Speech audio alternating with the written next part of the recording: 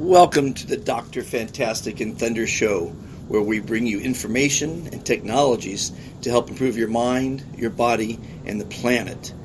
And today's show, I'm in Marina del Rey, California, about a quarter of a mile from the Pacific Ocean, and I wanted to talk about the top 10 destructive impacts on our world from the Fukushima nuclear meltdown, because it is ruining the Pacific Ocean.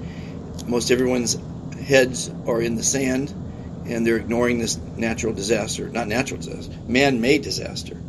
So, excuse me. Number one, destroy the condition of the oceans, kill the planet. The radiation levels are killing aquatic life in some oceanic regions, mutating life in others. 90% of the planet's life forms live in the oceans.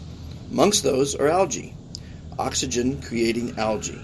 And when microbiology of the oceans are ruined, or becoming ruined the way they are, it chokes off oxygen creation in mass volumes. The lungs of the planet may now be on a respirator, and we don't even know it. Number two, no more fish.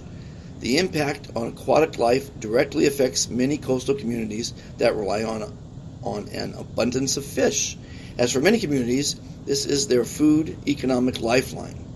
The ever-diminishing food stocks, along with eating DNA-affected foods, poses the most serious planetary-wide potential for mass destruction we know of, as the conditions continue to worsen. Number three, compromising the long-term health and genetics. Stability of the Earth's surface life, which could change the very definition of life, we know it. With water everywhere, Solaris, the sun, produces heat, which vaporizes these waters. The winds carry them through the atmosphere around the globe. They condense and rain down on us directly, which is how the lighter weight radioactive particles such as cesium, I'm not sure how you pronounce it, and iodine spread globally and rapidly. The heat from the sun causes particles to be dispersed all over the globe via gradient diffusion. 4. Home no more.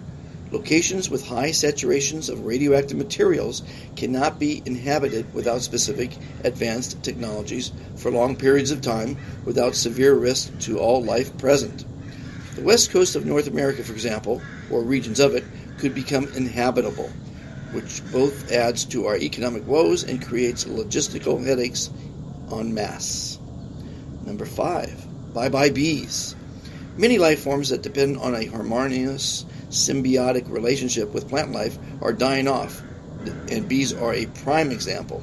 Unless mankind figures out a way to safely pollinate the planet's diverse collection of plants, lives themselves, which in comparison is a definite digression, it will be easier to simply restore and preserve their natural habitat through our decontamination efforts. Number 6. Massive economic destruction downturn. Collapse of Japan's economy and cultural history, ending of Japan's nonviolent stance on military, the loss of various trade agreements around the world, hundreds of billions in lost fish production, and environmental damage throughout the Pacific. Effects which we have only just begun to see and may not even totally as yet understand the severity with which we are dealing. Number 7, psychological retardation. It's not that bad. Everything will be okay. Fear and denial spread by large corporate interests or those responsible or want no responsibility, interestingly, are suppressing the healing technologies available to remedy this human-caused disaster, all in the name of population reduction.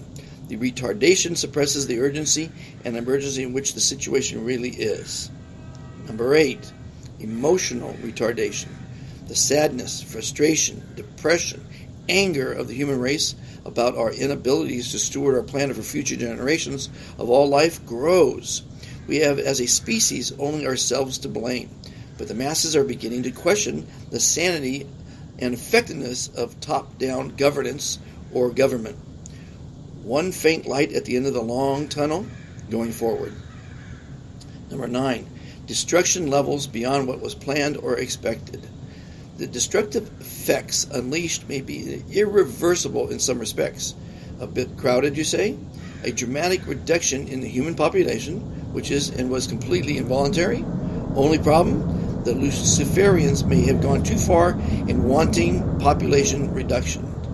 Trouble is, the process which was started may indeed continue for some time, thereby increasing chances of far greater amounts of mass casualties than was first thought.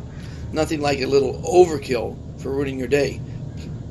Please see Google Georgia Guildstones, calling for a 93% reduction in humans alive on Terra. Unabated or unaddressed, the associated problems will not go away easily. Not.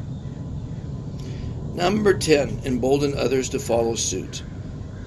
For looking to create other global environmental disasters in furthering their group's philosophical, religious, political, or economic agenda, as they want to believe they can get away with planet-destroying programs as well. Well, we are going to have as a guest a gentleman that is spearheading a global effort to help eradicate. He's looking to raise $16 billion. I think already $9 billion has been spent by Japan to help solve the problem.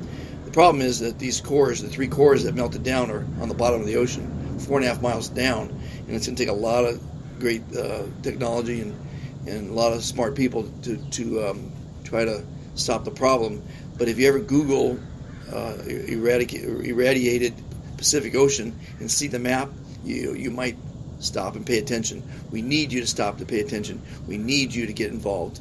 And we'll be following up this with another podcast regarding how you might be able to help and how you can help.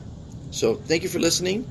Hope you, I know it's not the most uplifting news in the world, but this program needs to share with our audience the good, the bad, and the ugly.